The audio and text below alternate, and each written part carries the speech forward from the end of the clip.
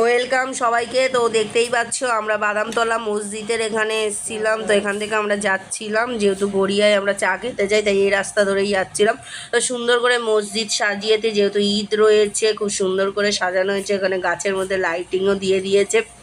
তারপরে ওই এরিয়াতেই দেখো যেরকম দুর্গাপূজায় লাইটগুলো দেওয়া হয় সেই রকম ঈদেতেও দেওয়া হয়েছে। তারপর আমরা গড়িয়া শ্মশানের কাছে চলে এলাম। আমরা 10 টাকা দামের বিস্কুট, চা বিস্কুট এগুলো নিয়ে নিলাম। বিস্কুট 5 টাকা ছিল। বিস্কুটটা বেশ আজকে নতুন এসছে, চাটার সাথে খেতে ভালো লাগলো। তারপর পেটুক মশাই ফুড জোন বলে, যেখানে বইমেলা, হস্তশিল্প সব কিছুই বসেছে, খাবারের দোকান, কারিগরের হাট, এই যে সব কিছু আমি ঘুরিয়ে ঘুরিয়ে দেখাচ্ছি। ঘোরাতে ঘোরাতে আমরা আর একটু ভেতর দিকে চলে গেলাম।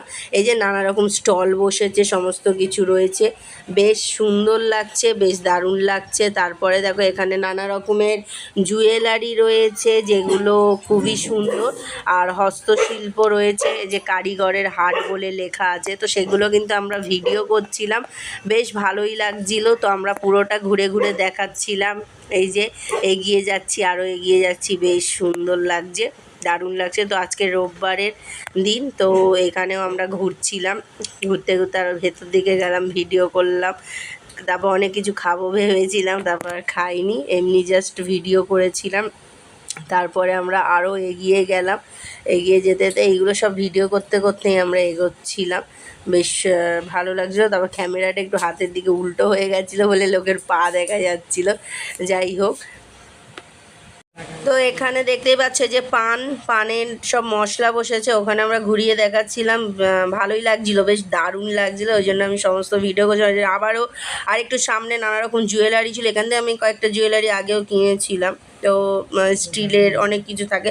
তো আজকের ভাবলাম না, এমনি নর্মাল জুয়েলারি খুব একটা আমার ভালো লাগে না, যার জন্য আমি কিনিনি।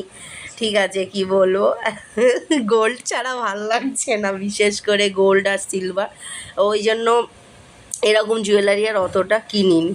তো ভাবলাম এইসবে পয়সা খরচা করার থেকে গোল্ড কেনাই বেটার। তো যাই হোক, এগুলো ভিডিও করছিলাম জাস্ট, তো ভালো লাগছিল। তো যাদের ভালো লাগে তারা অবশ্যই কিনবে, কারণ এখানে অনেক রকম কালেকশানের জুয়েলারি রয়েছে। তবে আমার এখন আর অতটা ভালো লাগে না, যার জন্য আমি আর কিনি না। কারণ ওই কানে একটাই ঠিক আছে সব জায়গায় ঘুরতে যাওয়ার জন্য, আমার অ্যাকচুয়ালি সমস্ত রকম আছে, তো সব মানে যেটা রেগুলার আমি ইউজ করি, তো সেই জন্য। আর তারপর দেখো আরও ঘুরিয়ে ঘুরিয়ে আমি দেখাচ্ছি, এখানে বইমেলা বসেছে, বইগুলো। আর ওখানে দেখো, এই যে এখানে দেখো জীবনানন্দ দাশের মঞ্চ, ওখানে কিন্তু কিছু বক্তৃতা দিচ্ছিল, যে গ্রন্থ সম্বন্ধে অনেক ভালো ভালো কথাই বলছিল, সেগুলো অতটা তোলা হয়নি। তারপরে আমি পুরোটা ঘুরিয়ে দেখালাম, আর আমরা এগিয়ে যাচ্ছিলাম। ওখানে কিন্তু অনেকে ছবিও তুলছিল একটু এগিয়ে যাবার পরে। সুন্দরভাবে সাজানো রয়েছে মঞ্চটা, পুরোপুরি যে মাঠের মধ্যে যে সাজানোটা খুব সুন্দরভাবেই হয়েছে। তো এইগুলো আমি কিন্তু ঘুরিয়ে দেখছিলাম। অনেক বই স্টল বসেছে, বইয়ের অনেক স্টল বসেছে। তারপর দেখো আমরা এগিয়ে গিয়ে এই যে ছবি তুললাম এখানটা। তারপরে এই যে দেখো, এখানে একটা খাবার দোকানে এসে দাম জানলো, কিন্তু খেলো না। তো ওই জন্য আমি এগিয়ে গেলাম। তারপর এখানে ওরকম ব্যাগ বসেছিল, কিন্তু এখানে জিনিসের দামগুলো একটু বেশি ছিল, সেই কারণে আমি নিইনি, জাস্ট গেলাম, ঘুরলাম।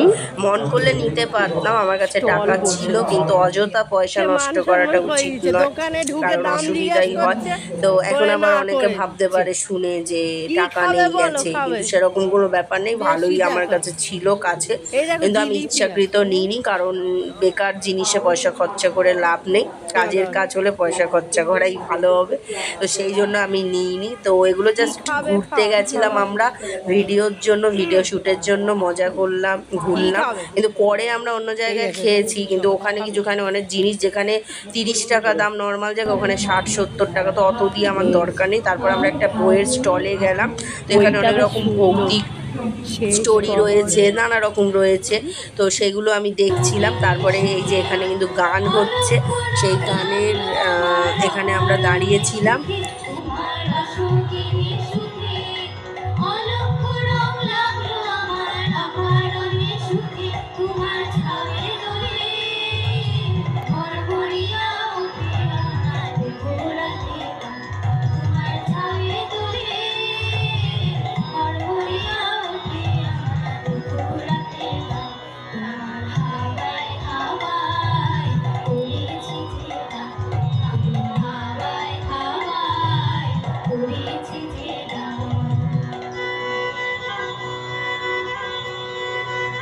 তারপরে দেখো এখানটা দাঁড়িয়ে আমি ভিডিও করে নিলাম, যেখানে ছবি তুলেছিলাম। তারপর দেখো যে আমাদের নতুন বাজারের এখানেও সাজিয়েছে, খুব ভালো লাগে।